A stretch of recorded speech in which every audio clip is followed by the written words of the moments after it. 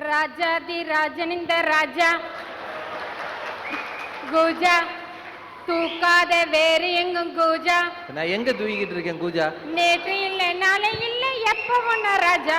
கோட்டை இல்லை கொடியும் இல்லை அப்ப ஒண்ணா ராஜா. நீங்க பாடுறது சரி, என்ன தைரியத்துல ஆடுறீங்க? ஐயா உங்களை சொன்னேன்னு நினைச்சுக்காதீங்க. ஓ இவ்வளவு நேரம் என்னைய பத்தி சொல்லலையா? ஐயோ நாங்க எந்த பாடும் படாம அடுத்தவங்க காசுல நிம்மதியா ஜாலியா இருக்கிற கேப் மாதிரி மொல்ல மாதிரி முடிச்சோக்கி இவங்களைத்தான் சொன்னங்க. நல்ல வேலைப்பா, என்னைய பத்தி நான் நினைச்சிட்டு இருந்தேன். அவங்கள என்ன வேணாலும் சொல்லுங்க. அப்படி ஆளுங்க தான் சந்தோஷமா இருக்கான்றீங்க. ஆமாங்க. ஊராம் வீட்டு நெய்யே என் பொண்டாட்டி கையே நானா. ஊராம் வீட்டு நெய்யினா நம் குழம்பாட்ட ஊற்றி சாப்பிடுங்க. நம்மூட்டு குழம்பு கூட நெய்யாட்ட ஊற்றி சாப்பிடுவோங்க. நான் நேற்று பொழுதோடைங்க பஸ் ஸ்டாண்ட்ல நின்றுட்டு இருந்தனுங்க. சரி. என் படக்கிட்ட ஒரு பிச்சைக்காரன் வந்து அம்மணி டீ குடிக்க 2 ரூபா இருந்தா குடுனாங்க. உங்ககிட்ட வந்து? ஆமாங்க. சரி. இல்லையா அப்படின்னாங்க. 1 ரூபா இருந்தா குடுனாங்க. இல்லையா அப்படின்னாங்க. அட 8 இருந்தா குடுனாங்க. அடச்சா இல்லையா அப்படின்னு. அப்புறம் எதுக்கு இங்க நின்றுட்டு இருக்கிறீங்க? என்ற கூட மச்சானையும் கூட்டிட்டு வாங்க. அது உங்க வீட்டுக்காரர் அவனுக்கு மச்சான் ஆயிட்டானா? அது சரியான ஆளா இருக்கானே. மச்சானையும் கூட கூட்டிட்டு வாங்க. எந்த முதலீடும் இல்லாம கை நிறைய காசு சம்பாதிச்சுட்டு நிம்மதியா ஜாலியா இருக்கலாம்னாருங்க. இவங்களுக்கு இன்னொரு பேரு இருக்கு தெரியுங்களா? என்னது? வெக்கம் கெட்டவங்க, மானம் கெட்டவங்க, சூடு இல்லாதவங்க, சொரணை இல்லாதவங்க. இப்படி ஒரு பொழப்பு பொழைக்கணுமா? அதெல்லாம் இருந்தோம்னாங்க நாங்க ஜாலியா நிம்மதியா இருக்க முடியுங்களா?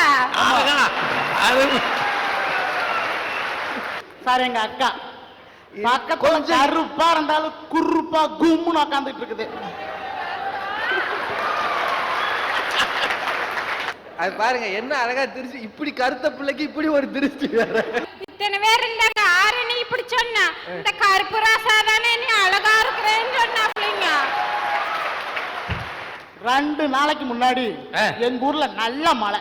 ஒரு நைட்டு ஒரு 8 மணி இருக்கு, கரண்ட் போயிடுச்சு. சரி. என் பொண்டாட்டி வீட்டுல இருந்து கேக்குறான், ஏங்க கரண்ட் போயிடுச்சு எங்க உக்காந்துக்கிட்டு இருக்கிறீங்க அப்படிங்கிறான். அப்புறம் சார் அதுக்கு அடியே நான் வறண்டாவில் தான் உட்காந்துக்கிட்டு இருக்கிறேன். ஆமா, ஆம்பளைங்க இருக்கிற இடம் பெரும்பாலும் வராண்டா தானே. சரி. கொஞ்சம் நீங்க சத்தம் போட்டு வாயை நல்லா பல்ல காமிச்சு சிரிங்க, அந்த வெளிச்சத்திலாவது தீப்பெட்டி வந்து எடுத்துக்கிறேன் அப்படிங்கிற. எப்படிங்க ஐயா நிம்மதியா இருக்க முடியும்? முட்களுக்கு இடையில பூத்தாலும் ரோஜா சிரிக்குதுங்க. அதுக்காக அதை பார்த்து யாரும் ரசிக்காம இருக்கிறது இல்ல. அதுக்கும் ஒரு படி மேல போய் முள்ளு கையில குத்தினாலும் பரவாயில்லைன்னு அதை பறிக்கிறோம்ல, அது மாதிரி தாங்க வாழ்க்கையும். பிரச்சனை, துன்பம், துயரம் எல்லாம் இருந்தாலும் அதெல்லாம் சமாளிச்சு வெளியே வர பாருங்க நம்மால நடுத்தர வர்க்கம். அப்ப அவனுக்கு கிடைக்கக்கூடிய சந்தோஷம் நிம்மதிக்கும் ஒரு அளவே இல்லைங்க. இருமணம் இணைவதுதான் திருமணம் உங்களுக்கு தெரியுங்க. ஆனா என்னோட கல்யாணத்துல 2 மனங்களும் இணைந்தது.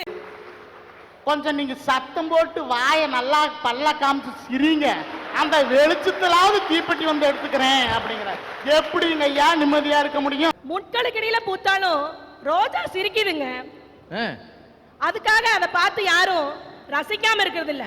அதுக்கும் ஒரு படி மேல போய் முள்ளு கையில குத்தினாலும் பரவாயில்லைன்னு அதை பறிக்கிறோம்ல, அது மாதிரி தாங்க வாழ்க்கையும். பிரச்சனை, துன்பம், துயரம் எல்லாம் இருந்தாலும் அதெல்லாம் சமாளிச்சு வெளியே வர பாருங்க நம்மால நடுத்தர வர்க்கம். அப்ப அவனுக்கு கிடைக்கக்கூடிய சந்தோஷம் நிம்மதிக்கும் ஒரு அளவே இல்லைங்க. இருமணம் இணைவதுதான் திருமணம் உங்களுக்கு தெரியுங்க. ஆனா எங்களோட கல்யாணத்துல 2 மனங்களும் இணைந்தது, 2 மதங்களும் இணைஞ்சதுங்க ஐயா. ஓ, கலப்பு திருமணமா? மதங்கள் மாறி. சொல்லுங்க. நான் இந்துங்க, அவர் முஸ்லீம்ங்க. காதலிச்சோங்க. அந்த காதலை தைரியமா பெத்தவங்கள்ட்ட சொன்னோம். 2 வீட்லயும் எங்க உயிரை பணைய வச்சு எங்க காதலுக்கு சம்மதம் வாங்கினாங்க. கல்யாணம் பண்ணிட்டு வந்துட்டோங்க. ஆனா எங்களை அங்கீகாரப்படுத்த யாரும் தயாரா இல்ல, உதவி பண்ணவும் யாரும் தயாரா இல்லைங்க. அப்போ எல்லாரும் மாமியா வீட்டுக்கு போவாங்க. நானும் எதிர்பார்ப்போட போனேங்க. அங்க எங்களுக்கு அங்கீகாரம் கொடுக்கப்படவில்லை. ஒட்டு திண்ணைன்னு சொல்லுவாங்க பாத்தீங்களா, ஒட்டு திண்ணை. அந்த ஒட்டு திண்ணை தான் நாங்க வாழ எங்களுக்கு கொடுத்த இடம். அவங்க அங்க எங்களால நிம்மதியாவும் சந்தோஷமாவும் இருக்க முடியலைங்க. அப்ப வச்சவங்க வைராக்கியம். நம்மளா உழைச்சு பாடுபட்டு நம்ம வாழக்கூடிய அத்தனை பொருட்களை வாங்கி சொந்தமா ஒரு வீடு கட்டிட்டு தான் நம்ம வாழ்க்கையை ஆரம்பிக்கணும்னு வைராக்கியம் வச்சாங்க எங்க வீட்டுக்காரர். 5 வருடம் கடுமையாக உழைச்சு பாடுபட்டாங்க. என் கணவர் இரவு பகல் பாராது அயராது உழைச்சாருங்க. நானும் என்னால முடிஞ்ச சின்ன சின்ன வேலைகளை எல்லாம் செஞ்சோம். வாழ்க்கைக்கு தேவையான அத்தனை பொருட்களையும் வாங்கினோம் சார். எங்க வீட்டுக்கு தேவையான அத்தனை பொருட்களையும் வாங்கி 5 வருடத்துக்கு அப்புறம் தான் கணவன் மனைவியாவே வாழ ஆரம்பிச்சங்க சார். அவங்க வீட்டுல காதல் திருமணத்தை அங்கீகரிச்சதே பெருசு. அதுவும் மதம் மாறி அப்படி ஆன பிறகு இவங்க 5 ஆண்டுகள் குடும்ப வாழ்க்கையே இல்லாமல் ஒரு மனுஷனா ஆன பிறகு, செட்டில் ஆன பிறகுதான் கணவன் மனைவியாக வாழ்வதுன்னு ஒரு நம்பிக்கையோட ஒரு விரதம் எடுத்து இருந்திருக்காங்க பாருங்க. உண்மையிலேயே இந்த தம்பதிகளை நாம் மனமாற பாராட்டும். 5 வருடம் கழித்து பிரசவ காலம் வந்துச்சுங்க. கூடவே பிரச்சனை காலம் சேர்ந்து வந்துச்சுங்க. சரி. அப்ப டாக்டர் சொல்லிட்டாங்க, உடனடியா அறுவை சிகிச்சை பண்ணி ஆகணும். ஒன்னா தாயை காப்பாற்ற முடியும், என்ன குழந்தையை காப்பாற்ற முடியும்னு சொல்லிட்டாங்க. எனக்கு அறுவை சிகிச்சை நடந்துச்சுங்க. அழகான ஆண் குழந்தை பிறந்தது. சோதனைகள் எல்லாம் சாதனையாக்குறது யாரு தெரியுங்களா? எங்களை மாதிரி நடுத்தர வர்க்கம் தாங்க. வாங்கின கடன் சுமை கட்டுறதுக்காகவும் எங்களை மறுபடியும் வாழ வைக்கிறதுக்காகவும் அப்ப எங்க வீட்டுக்காரர் ஊரை விட்டு நான் வெளிநாடு போய் சம்பாரிச்சிட்டு வரமான்னு சொன்னார். நான் சொன்னேன், வெளிநாடு போய் நீங்க லட்ச லட்சமா பாடுபட வேணாங்க, லட்சியத்தோட இங்க இருந்து சம்பாரிச்சா அதுவே போதும்னு சொன்னேங்க. நான் என்ன செய்யறாரு உங்க வீட்டுக்காரர்? மெக்கானிக்ங்க, பைக் மெக்கானிக். Bike mechanic. பக்கத்துல இருக்கிற திருப்பூர்லங்க சொந்தமா ஒரு கடை வச்சிருக்காங்க. எங்களுக்காக எங்க வீட்டுக்காரர் வாரம் ஒரு தடவை தான் வருவாங்க. வந்து எங்க வீட்டுல இருப்பாரு. பண்டிகை எல்லாம் ஐயா, பண்டிகை எல்லாம் உங்களுக்கு வருஷம் வருஷம் தான் வரும். ஆனா எங்களுக்கு வாரம் வாரம் வருங்க. எங்க வீட்டுக்காரர் வாரம் தான் எங்களுக்கு பண்டிகை. அரசியல்வாதிகள் தான் தலைவரே, உன் வருகை எமக்கு திருவிழான்னு போஸ்டர் அடிக்க முடியுமா? ஒரு குடும்ப தலைவி கணவர் திருப்பூர்ல இருந்து வீட்டுக்கு வர்றதே எங்களுக்கு பண்டிகை அப்படின்னு சொல்றாங்க பாருங்க. உண்மையிலேயே பெருமையா இருக்குங்க. நான் கை பிடிக்கிறப்ப இருந்த அந்த மென்மையான கைகள் 14 வருஷமா ஸ்பேனர் புடிச்சுங்க கைகள் காப்பு காய்ச்சி போச்சுங்க. நான் அப்போ கேட்டேன் அவள்கிட்ட ஒரு நாள், ஏங்க உங்க கை வலிக்குதுங்களா அப்படின்னு கேட்டேன். அடி போடி பைத்தியம், வலி இருந்தால்தான் வலி பிறக்கும். இதை விட ஒரு உருக்கமான நிகழ்ச்சி என்னன்னா, ஒரு ஆண் வாரிசு இல்லாத என்னோட தந்தையோட இறுதி சடங்குக்கு தானும் மருமகன் மகன்கிற நான் இருக்கேன் அப்படின்னு சொல்லி அத்தனை ஒரு நல்லதை மணி வச்சது என்னோட கணவர் தாங்க. நான் பெருமையா சொல்லிக்கிறேன். ஆக நடுத்தர வர்க்க வாழ்க்கையில் போராட்டங்கள் இருக்கிறது. இந்த பொண்ணுடைய வாழ்க்கையை பாருங்க. மதமாறி திருமணம் பண்ணி பெற்றோர்களின் உதவி எதுவும் இல்லாம சொந்த கையை ஊனி எழுந்து இன்றைக்கு நிலைத்து நிற்கிறார்கள் ஒரு குடும்பமானா இதுதான் உண்மையான காதல். நிம்மதிங்கிறது மனம் சம்பந்தப்பட்டது, ஜாலிங்கிறது பணம் சம்பந்தப்பட்டது. இந்த தீபாவளி நேரத்தில் பார்த்தீங்கன்னா எங்கால் முன்னாலேயே பட்ஜெட் போட்டுருவான். சரி, குடும்பத்துக்கு ஒரு 6000 அப்படின்னு. அதில் ஒரு 2000 என்ன பண்ணுவான்னு பார்த்தா குழந்தைகளுடைய துணிமணிக்காகவும் பட்டாசுக்கு ஒதுக்கிடுவான். சரி, மிச்சம் 4000 பட்ஜெட். அந்த குழந்தை குட்டியோட அப்படியே கடைவீதிக்கு போவான் பாருங்க. அப்படியே அந்த சேல்ஸ்மேன் புடவை எடுத்து போட்டுக்கிட்டு இருப்பான். அப்ப 3000 ரூபாய் புடவை அழகா இருக்கும். ஆனா பட்ஜெட் எவ்வளவு அந்த அம்மாவுக்கு? 2000. அப்ப கணவன் அப்படியே சொல்லுவான், பரவாயில்லம்மா எடுத்துக்க, 1000 ரூபாய் எனக்கு துண்டு விழுந்தா பரவாயில்லைம்மா. ஆனா அந்த அம்மா மனசு என்ன தெரியுங்க நினைக்கும், இந்த மனுஷன் வெளியே கிளிய போறவனாச்சே, அவன் இதுல நம்ம பட்ஜெட்ல கை வைக்க வேண்டாம், பிடிச்சோ பிடிக்காமலோ 2000 ரூபாய் புடவையே போதும்னு நினைக்கும். அவன் அங்கிருந்து சொல்லுவான், பரவாயில்லம்மா எடுத்துக்க அப்படிமா. இது எல்லாம் வார்த்தையால நடக்காது சார், கண்களால நடந்துட்டு இருக்கதா சார் நடுத்தர வர்க்கம்.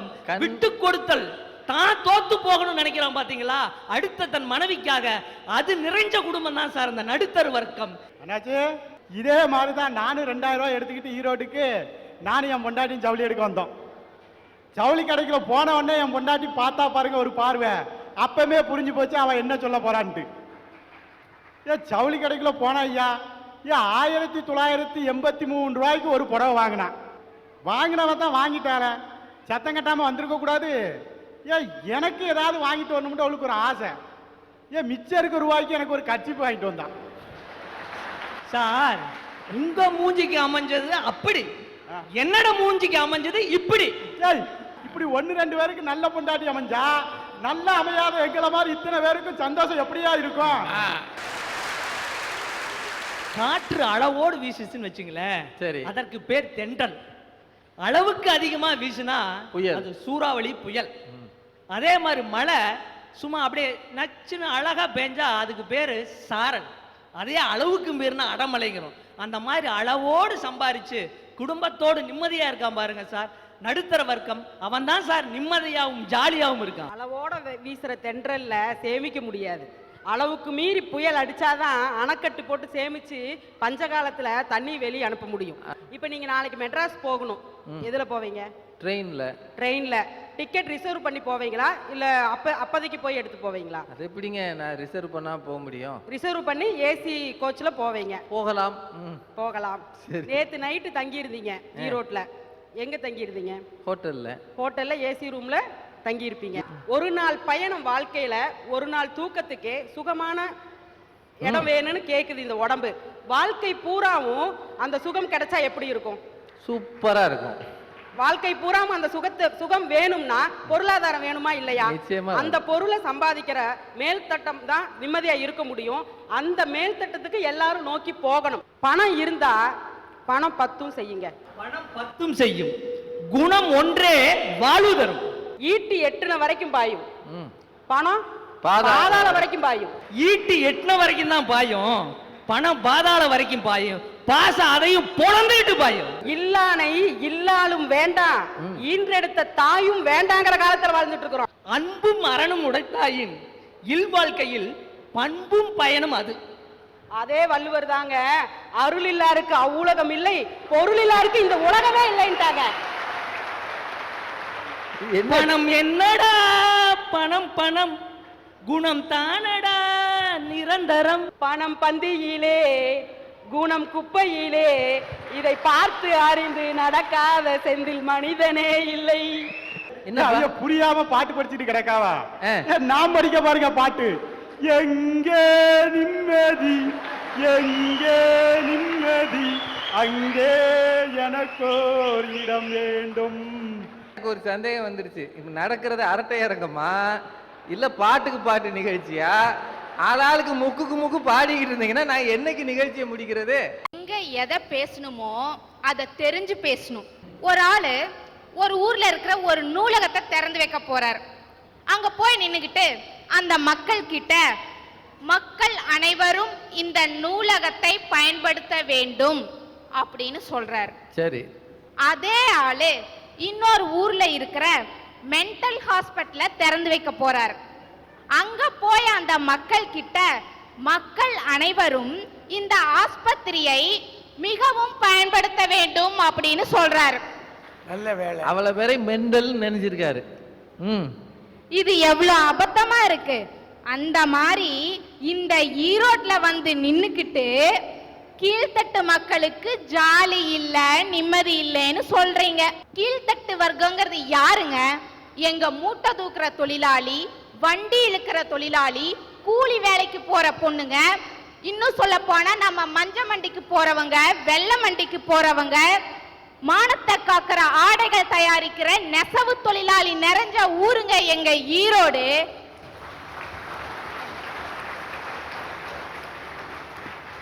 இந்த ஈரோட்ல தொழிலாளிகளுக்கு நிம்மதி இல்ல, உழைப்பாளிகளுக்கு நிம்மதி இல்ல அப்படின்னு சொன்னா இந்த உலகத்துல யாருக்குமே நிம்மதி இல்லைன்னு அர்த்தம். இருப்பதை கொண்டு சிறப்புடன் வாழும் இலக்கணம் படித்தவன் தொழிலாளி. உருக்கு போன்ற கைகளை நம்பி ஓங்கி நிற்பவன் தொழிலாளி. இந்த தொழிலாளிக்காங்க நிம்மதி இல்ல. அதனால இன்றைய சூழ்நிலையில ஜாலியாவும் நிம்மதியாவும் இருக்கிறது எங்க கீழ்த்தட்டு மக்கள் தான், கீழ்த்தட்டு மக்கள் தான், கீழ்த்தட்டு மக்கள் தான். ஐயா, நீங்க தாஜ்மஹால் பாத்திருக்கீங்களா? பாத்திருக்கேன். அதை யாரும் கட்டினாங்க? ஷாஜகான். அந்த ஷாஜகான் வந்து மிகப்பெரிய செல்வந்தங்க. இறந்து போன காதலிக்காக கட்டினாங்க. அது வந்து ஒரு பெரிய விஷயம் இல்லைங்க. ஆனா வாழ்ற காலத்துல தன்னோட மனைவி மக்களுக்காக யாருடைய எதிர்பார்ப்பு இல்லாம உழைச்சு பாடுபட்டு கட்டினாரு பாத்தீங்க என் கணவர் வீடு. அதுதாங்க என்னோட தாஜ்மஹால். ஏ அப்பா, ஏ அப்பா. எனக்கு தெரிய வீட்டுக்காரர் செஞ்ச ஒன்ன பாராட்டின முதல் பெண்மணி இந்த அம்மாவா தான் இருக்கும். உலகத்துல நானும் ஒரு வீடு கட்டி இருக்கேன். அந்த அம்மா ஒரு நாள் என்ன லூசு மாதிரி பிளான் போட்டிருக்கேன்றா. நான் போட்டதுல போட்டவர் இன்ஜினியர், அவர் எங்கேயோ கிடக்காரு. ஆனா நீங்க அதை தாஜ்மஹால்னு சொல்றீங்களம்மா. அவர் கொடுத்து வச்ச மகாராஜம்மா அவரு. ஆமா, தாஜ்மஹாலை யார் பேர்லமா எழுதி வச்சிருக்காரு? அவர் பேர்லயா உங்க பேர்லயாமா? என்னோட பேர்ல தாங்க இருக்கு. அப்படி போடு. அப்ப நிச்சயமா அது தாஜ்மஹால் தான். அந்த தாஜ்மஹால்ல அழகு இருக்குதுங்க, பளபளக்கிற பளிங்கு கற்கள் இருக்குதுங்க. ஆனா எங்க தாஜ்மஹால்ல அன்பு இருக்குங்க, பண்பு இருக்குங்க, பாசம் இருக்குங்க. அது மட்டும் தாஜ்மஹால் இல்லைங்க. இங்க உட்கார்ந்துருக்காங்க நடுத்தர மக்கள், அவங்க ஒவ்வொருத்தரும் கட்டினது வெறும் மணலாலையும் செங்கல்லாலையும் கட்டப்பட்ட வீடு இல்லைங்க, எல்லாமே தாஜ்மஹால் தான். அந்த மாதிரி அன்போடவும் பாசத்தோடவும் இருக்கிற நடுத்தர மக்கள் தான் ஜாலியாகவும் நிம்மதியாகவும் இருக்காங்கிறத நான் அடிச்சு சொல்றேன்.